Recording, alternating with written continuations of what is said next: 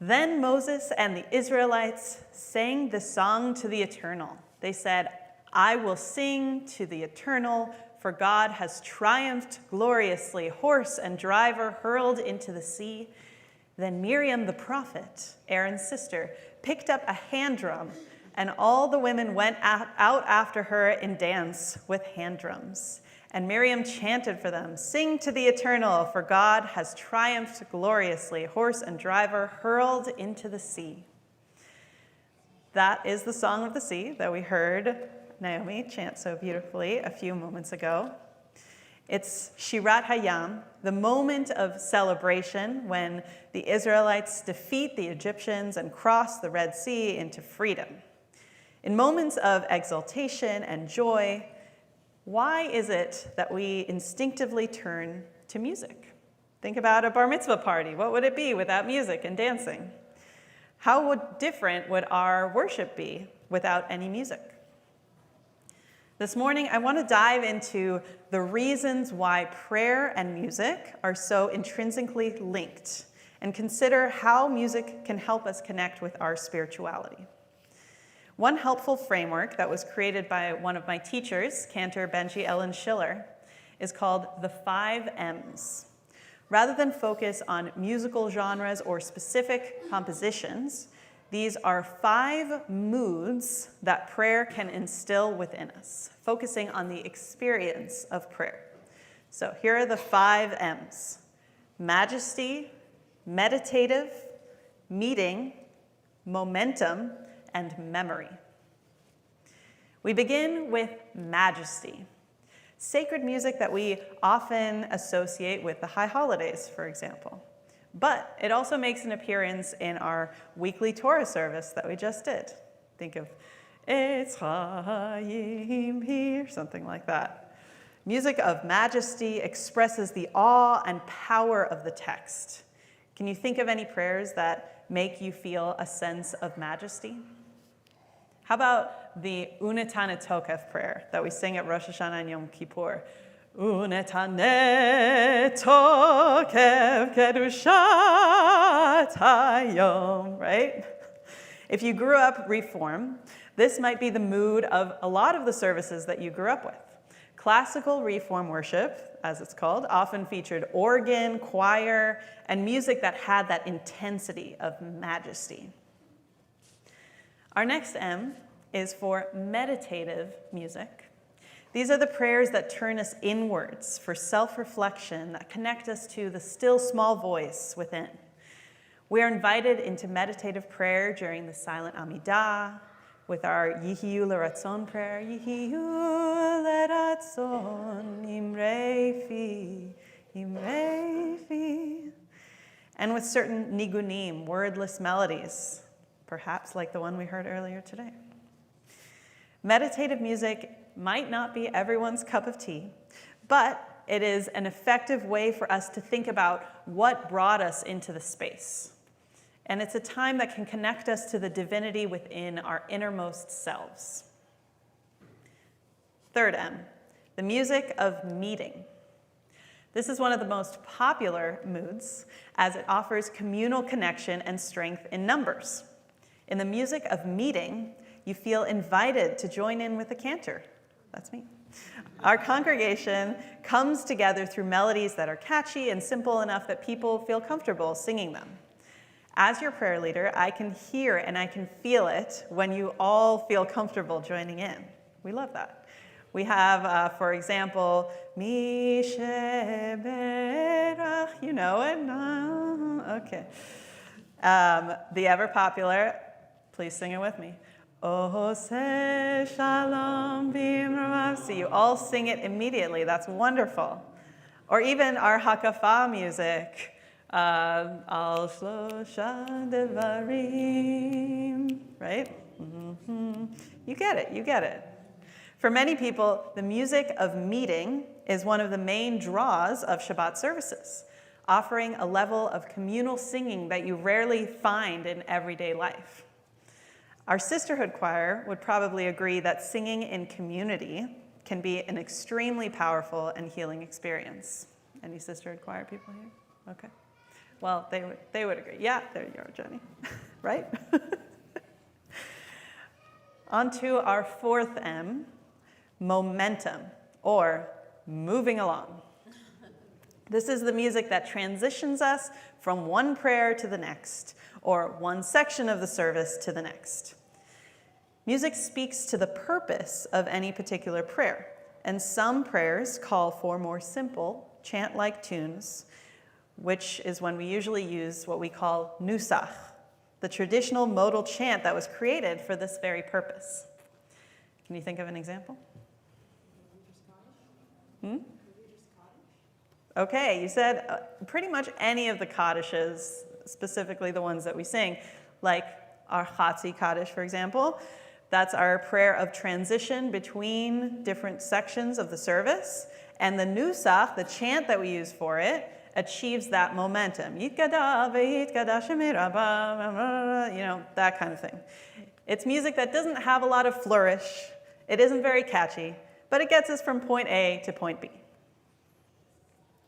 Our fifth and final M is the music of memory. If you grew up Jewish, this is the music of the oldest prayers that you can remember. Can you think of any? Okay, we got Shema, love it. Friday night candle blessing for a lot of people, whether it's Baruch Atah Adonai or Baruch Atah Adonai Eloheinu melech haolam. Or we have Kol Nidre, right? That might bring a lot of memories back. One of the most common memories that we reiterate over and over in our prayers is Yetziat Mitzrayim, our exodus from Egypt, the subject of today's Torah portion. We are a people of communal memory, so it makes sense that musical memory plays an important role in our prayer services. This music gives us a sense of continuity with our communal past and encompasses some of the melodies we refer to as Mi Sinai, which means we think of them as dating back to when we all became a people at Mount Sinai. We were all there, right? You might feel this way about certain Lecha Dodi melodies, like maybe Lecha Dodi Lichadka. Like, when was that written? Probably thousands of years ago, right? Or Ein Keloheinu, Ein Kadonenu, Ein Kemalkeinu, Ein Kemoshienu. And a lot of these melodies, we don't know how old they are, so you never know. They could be hundreds of years old, potentially. Of course, music of memory can vary depending on your background, your generation, if you grew up in a different movement or even in a different country.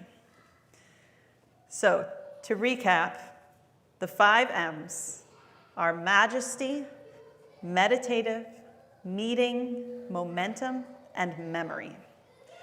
Together, they form the moods and functions of our sacred music. We aim to have a balance of styles and genres that will touch on all of the 5 M's over the course of a service, ideally. With this framework, let's return to our Torah portion. All we have of Shirat Hayam, the Song of the Sea, is the text in our Torah. We don't know exactly what the song sounded like. Was it majestic, meditative, a spontaneous communal outburst? Or did the Israelites use an old melody that was already familiar to them? What we do know is that the Israelites used music, specifically singing and timbrels, their hand drums, to process the incredibly intense moment that they experienced at the peak of the Exodus story. They were witnessing awe-inspiring, majestic miracles like the splitting of the sea right before their eyes. They were meditating on their transition from slavery to freedom, entering a completely unknown land. They were meeting each other in community, shouting for joy at their triumphant escape from Egypt. They were literally running from their lives, so perhaps taking advantage of the momentum to get them through the parted shores of the sea. And they were reconnecting with their communal memory, the divine promise that the Israelites would eventually have their own land where they could be free. How is it that the Israelites were able, all of a sudden, to pull out timbrels while running for their lives.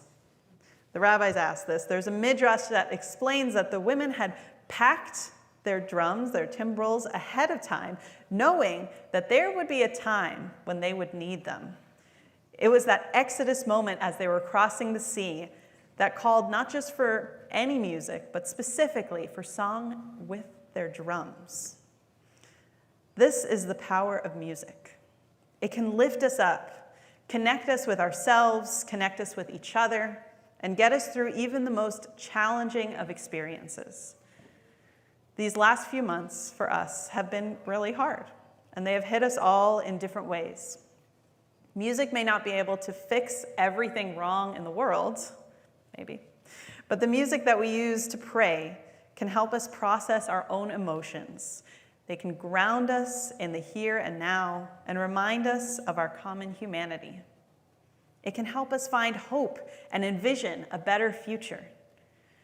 This Shabbat Shira, I hope that you connect with some aspect of our prayers, whichever M you prefer, and allow that music to lift you up and connect you to yourself and to those around you. Shabbat Shalom. But before we continue, you can decide which M this piece is.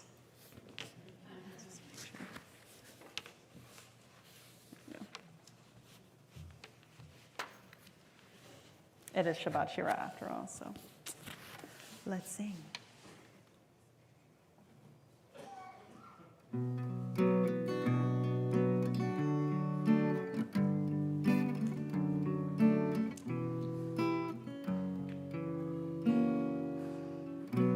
Vani ashiru zecha va'aranen laboker chasdecha ki hayita misgav li umanos leyom tzali va'ani ashiru zecha va'aranen הבוקר חסדך כי היית משגב לי ומנוס ליום צלי עוזי אליך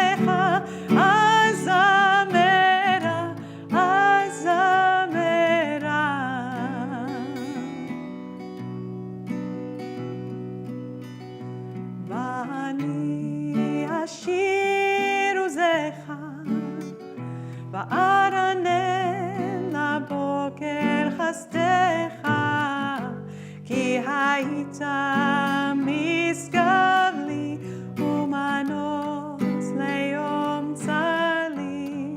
One more time. ואני אשיר עוזך וארנן לבוקר חסדך כי היית משגב לי ומנוס ליום צלי.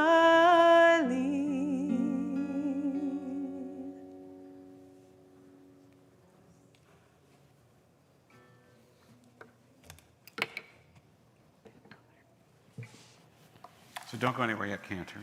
Oh. You forgot one M, or we have to add one, which is masterful. That was a beautiful drosh. Thank you. A masterful and master course in music and synagogue music and Jewish music. And I just want to thank you. I want to thank you for being such an incredible partner on the Bima, for being there. Every time we turn to you that we need a melody or a song or something to fit that mode, that mood, that majesty, you are there with it, sometimes without any notice. But you pull it out of your pocket and you pull it out of your heart. We are so blessed to have you as our cantor, to have you as our partner. And my only question is, what are you going to talk about next year on Shabbat Shira? Because you covered everything today. It's so wonderful to have your family here and to have you as part of our community. Thank you, Cantor. Thank you very much. Thank you.